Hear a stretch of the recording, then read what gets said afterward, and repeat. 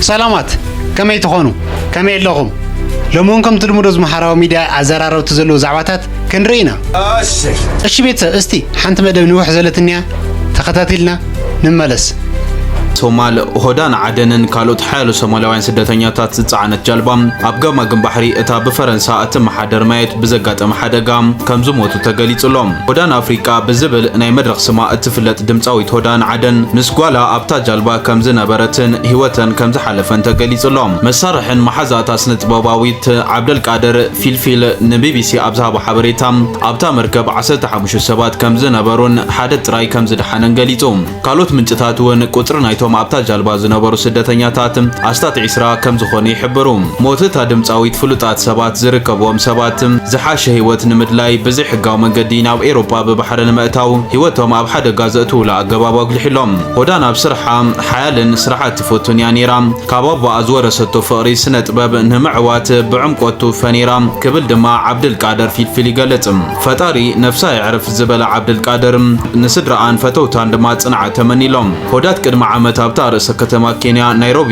ኣብ ስደት እያ ትነብር ነይራ ኣብ ሶማል ስነ ጥበባውያን ደረፍትን ተቐባልነት ስለዘይብሎም ሆዳን ኣብ ወፃኢ ሃገራት ሰሪሖም ሽምን ዝናን ካብ መንጎ ዝነበሩ ብዙሓት ሶማላውያን ስነ ጥበባውያን ሓንቲ እያ ነይራ ስራሕታ ኣብ ወፃኢ ዝነብሩ ሶማላውያን ተዛረብቲ ቋንቋ ሶማል ናዳ ዝረኸቡ እዮም ብፍላይ ስራሕታ ማሕበራዊ መራኸቢታት ብሰፊሑ ተዘርጊሑ ይርከብ ሆዳን ናይ ሙዚቃ ሞያ ንምቕጻል ናብ ሶማል ክትመለስ እኳ ተፈተነት ድሒራ ግን ብሰንኪ ኣብ መቃድሾ ዘጋጠማ ብድሆታት ስደት ክትመርጽ ኪላ ኣብ 2018 ምስ ሓንቲ መደበር ቴሌቪዥን ኣብ ዝገበረቶ ቃለ መሕትት ኣብኡ ዝነበረ ባህሊ ክስዕብ ፈቲነ ኣብኡየ ንመጀመርታ ግዜ ፀጉረይ ክዕመም ዝጀመርኩ ክትብል ገሊፃ ኣብ መቃድሾ ካብ ዘጋጠመ ሓደ ከቢድ እዋን ብምዝካር ኣብ መድረኽ ምርኢት ከቕርብ ከለኹ ንነብሰይ ካብ ፕሬዝዳንት ክሓብ ተነጊሩኒ ነይሩ ኢላ ኩሎም ሰበስልጣን መንግስቲ ዝተረኽብሉ ጽምብል ነይሩ ዝበለት ሆዳን ኣብ ርእሰ ከተማ ሶማልያ መቃድሾ ዝነበረትሉ ግዜ በዳህ ከም ዝነበረ ገሊፃ ንሳን ጓላን ዝሞታላ ደሴት ማዮትም ካብ ደሴት ኮሞሮስ 70 ኪሎ ሜትር ርሕቀት ትርከብ እያ እታ 300,000 ነበርቲ ከም ዘለዋ ዝግመት ደሴት ኮሞሮስ ኣብ 1975 ናጽነታ ኣብ ዝረኸበትሉ እዋን ኣብ ትሕቲ ምምሕዳር ፈረንሳይ ነይራ ኣህጉራዊ ትካል ስደተኛታት IOM ኣብ ዝቐረባ እዋን ካብ ጥሪ ክሳብ ነሓሰ 2025 5435 ሶማላውያን ብባሕርን ብመሬትን ናብ ኤውሮጳ ከም ዝበጽሑ ጸብጺቡ እዩ እዚ ቁጽሪ እዚ ምስቲ ናይ ዝሓለፈ ዓመት ተመሳሳሊ እዋን ክነጻጽር እንከሎም ب3.3 ሚታዊት ወሰኽ ዘርኤ ኮይኑሎም ታንዛንያ ብውሕዱ 240 ሰባት በሃገራዊ ክሕደት ተኸሲሶም ቤት ፍርዲ ታንዛንያ ምስቲ ኣብ ዝሓለፈ ሰሙን ምስ ፕሬዝዳንታዊ መረጻ ኣብ ዝተተሓዘ ሞት ዘስዓበ ዕግርግር ብውሕዱ 240 ሰባት በሃገራዊ ክሕደት ከሲስዎም ፕሬዝዳንት ሳሚያ ሱልሑ 98 ሚታዊት ድምፂ ብምርካብ ከም ዝተዓወተት ብወግዕ እኳ እንተተገለጸ ተቃውምታ ግን እቲ መረጻ ናጻን ርትዓውን ከም ዘይነበረ ብምግላጽ ነቲ ውፅኢት ዘለዎም ተቃውሞ ንምስማዕ ናብ ጎደናታት ክወፁ ተራእዮም እዮም ኣካላት ጸጥታ መንግስቲ ነቶም ዝቃወሙ ዝነበሩ ኣብ መብታን ብዝተለዓለ ጎነትካ ኣማይ ሰባት ከም ዝተቐትሉ ጸብጻባት ይሕብሩ መንግስቲ ግን እቲ ቁጽሪ ሙታን ዝተጋነነ ምዃኑ ብምግላጽ እቲ መረጻ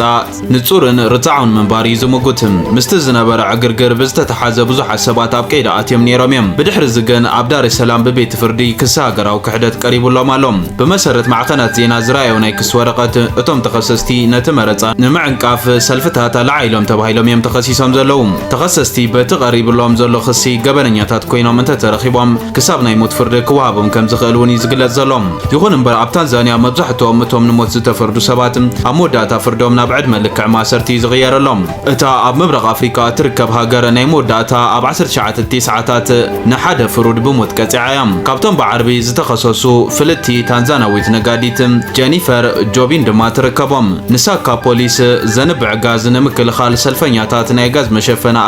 ኣፍንጫን ክገዝኡ ብቕሉዕ ከተተባብዕ ጸኒሓ ተባሂላ ብመንግስቲ ክትንቀፍ ጸኒሓ ኣብ ዝርዝር እቶም ተኸሰስቲ ኣብ ማሕበራዊ መራኸቢታት ጽልዋ ዘለዎም ሰባት እውን ተኻቲቶም ኣለዉ እቲ ተመስሪትሎም ዘሎ ክሲ ካብ 19 ሕዳር ጀሚሩ ኣብ መጋባእያ ክረአ ክጅምር ምዃኑ እውን ተገሊጹሎም ፕሬዝዳንት ሳሚን ኣብ እዋን ቃለ መሓላ ኣብ ዘስማዓቶ መደረ ነቲ ድሕሪ መረጻ ዝነበረ ዕግርግር ብምኹናን ነቲ ናዕቢ ዘበገሱ ዝበለቶም ወጻእተኛታት እውን ወቒሳ እቶም ነቲ ዕግርግር ኣጓሂሮም ዝበለቶም ወጻእተኛታት ዜጋታት ሃገራት ኣየነይቲ ሃገር ምዃኖም ግን ኣይገለጸትን። ቃለ ማሕላ ፕሬዝዳንት ሳሚያ ስልሑ ኣብ ክንዲ ኣብ ቅድሚ ሕጂ ዝካየደሉ ዝነበረ ስታድየም ዝፍጸም ኣብ ርእሰ ከተማ ዶንዶማ ኣብ ሓደ ወታደራዊ ምርኢት ዝካየደሉ ቦታ ይተኻይዱ። እቲ ዝኾነ ህዝቢ ዘይተሳተፎ ስነ ስርዓት ቃለ ማሕላ ወታደራዊ ትሕልፊ ተሰኒዩ ብቐጥታ ኣብ ቴሌቪዥን ከም ዝመሓላለፍ ኮይኑ ሳሚያ ሳልሑ ድሕሪ ሞት ፕሬዝዳንት ጆን ማጉፋልያ ኣብ 2021 ቀዳመይቲ ጓል ኣንስተይቲ ፕሬዝዳንት ታንዛንያ ኮይና ናብ ስልጣን መጽያ ደላ።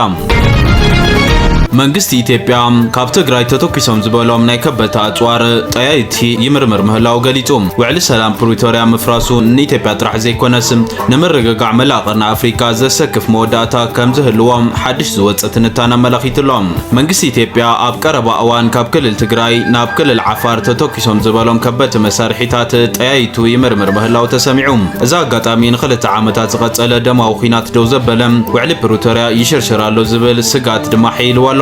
ናይ መከላኸሊ ኢትዮጵያ ምንጭታት ከም ዝበልዎ መንግስቲ ኢትዮጵያ ዝተረኸበ ጥይት ብምትእኽኻብ መሳርሒታት መርመራታት ይካየዳሎ። ናይቲ መርመራ ዓላማ ሕወሓት ቅድሚ ሕጂ ክጥቀመሎም ካብ ዝጸንሑ ዝተፈለዩ ሓድሽ መሳርሒታት ክህልው ይኽእሉ እዮም ዝብል ስጋት ንምርግጋጽ ከም ዝኾነ ድማ እቶም ምንጭታት ይገልጹለው። እዚ ሓድሽ ወታደራዊ ወጥሪ ዘጋጠመ ኣብ ዘመናዊ ናይ ኣፍሪካ ታሪኽ ቀታሊ ካብ ዝኾነ ኩናት ነቲ ሓደ ደው ዘበለ ውዕሊ ፕሪቶሪያ ዝተፈላለየ ምኽንያት ኣብ ሓደጋ ከም ዘውድቕ ሓድሽ ዝወፀ ትንታነ ኣብ ዘመለኸተሉ እዋን እዩ። እቲ ሪፖርት ኣብ ቀረባ ኣብ ትግራይን ከባቢ ዓፋርን ዘጋጠሙ ግጭታት ከምኡውን ኣብ መንጎ ኣመራርሓታት ትግራይን በዓል ስልጣናት ፌደራላትን እናዓበየ ምስ ዝመጽእ ዘሎ ዘይምትእምማን ተደሚሩ ካብ 2022 መወዳእታት ሒዙ ዝተሃነፀ ረቂቕ ሰላም ሓደጋ ከም ዝወደቑ ኣመላኺቱሎም። እቲ ትንታነ ነቲ ናይ ሕጂ ዘይምትእምማን ብቐንዱ ዝሓላለኾ ስርዓት ዝጎደሎ ኣፈጻጽማ ስምምዕ ምህላው ከም ዝኾነ የመላኽት። ስምምዕ ፕሪቶሪያ ምንም ዋላ እኳ ኣብ መንጎ ክልቲኦም ተዋጋእቲ ሓይልታት ዝነበረ ሰፊሕ ኩናት ደው ተበለ ከም ምፍታሕ ዕጥቅን ዕጡቓት ምፍናውን ተመዛበልቲ ምምላስን ኣብ ዝኣመሰሉ ወሰንቲ ነጥብታት ዝተፈጠረ ምድንጓያት ናይ ሓባር ክስታት ንኽላዓሉ ገይራሎ ይብል። መንግስቲ ፌደራል በዓል ስልጣናት ትግራይ ሙሉእ ብሙሉእ ዕጥቂ ኣይፈትሑን ከምኡውን ኣብ ክልል ኣምሓራ ምስ ዝንቀሳቐሱ ዕጡቓት ይተሓባበሩ ኣለዉ ብዝብሉ ዝኸሱ ኮይኖም ኣመራርሓታት ክልል ትግራይ ብወገኖም መንግስቲ ፌደራል ወሰንቲ ግልጋሎታትን ምሕደራዊ ገደባት ምልዓልን ፖለቲካዊ ንገዛእ ርእስኻ ናይ ምምሕዳር መሰልን ኣብ ምርግጋጽ ይሰርሕ የለን ብዝብል ይኸሱ። ብፍላይ ኣብ ዶባት ክልቲአን ክልላት ዓፋርን ትግራይን ከም ሓድሽ ዝተወልዐ ግጭት ዝጸንሑ ምስሓሓባት ብምቕስቃስ ነቲ ናይ ሰላም ስምምዕ ዓብዪ ሓደጋ ከም ዘንጸላለዎ እቲ ዝወፀ ሪፖርት ኣመላኺቱሎም። እቲ ትንታነ ኣብ መወዳእታ እዚ ስምምዕ ሰላም ሙሉእ ብሙሉእ ምፍራሱ ንኢትዮጵያ ጥራሕ ዘይኮነስ ንሰላምን ርግኣትን ዞባ ቀርኒ ኣፍሪካ ከም ዝጸልዎ ገሊጹሎም። بخالي زينا نيتو 800,000 سراويت ንምውፋር ተዳልዩ ምህላው ተገሊጹ ምስ ሩስያ ጽባሕ ኩናት ክፍጠር ይኽእል ብዝብልውን ጀርመናዊ ጀነራል አጠንቂቆም ኣለው። ጀርመን ምስ ሞስኮ ንዝካየድ ኩናት ከም ዝተዳለወትን 800,000 ናይ ኔቶ ወታደራት ናብ ዶባት ሩስያ ንምውፋር ሎጂስቲክ ንምስትኽኻል ድልውቲ ምዃናን ናይታ ሃገር ናይ ሓባር ኦፕሬሽን ኮማንድ ሓላፊ ሌተና ጀነራል አሌክሳንደር ሶፍራንክ ኣፍሊጦም። እቶም ጀነራል ምስ ሩስያ ጽባሕ እውን ግጭት ክውላዕ ይኽእል ብዝብል ዕቱብ መጠንቀቕታ ሂቦም ኣለው። እዚ ዓብዪ ሰራዊት ናይ ምውፋር ኦፕሬሽን ፕላን ጀርመን ተባሂሉ ዝጽዋዕ ናይ እዋን ሓደጋ መምርሒ ኣካል እዩ። እቲ መምርሒ ኣብ ናይ ኔቶ ዓንቀጽ 5 መሰረት ምስ ሞስኮ ግጭት ተወሊዑ ጀርመን ንገዛእ ርእሳ ናብ ቀንዲ ናይ ሎጂስቲክ ማእኸል ብምቕያር ብኣማይታ ሸዓት ዝቑጸሩ ወታደራትን ኣቑሑትን ናብ ግንባር እተንቀሳቐሰሉ ከይዲ ዝሓዘ እዩ። እቲ ኩናት ምስ ተጀመረ ድማ ኣብ 180 መዓልታት ውሽጢ ናይ ምውፋር ስራሕቲ ክዛዘም ኣለዎ ድማ ይብል። ጀነራል ሶፍራንክ ብዓርቢ ኣብ በርሊን ኣብ ዝተኻየደ ወታደራዊ ዋዕላ ከም ዝተዛረብዎም ሩስያ ኣብ ኩናት ዩክሬን ዋላ እኳ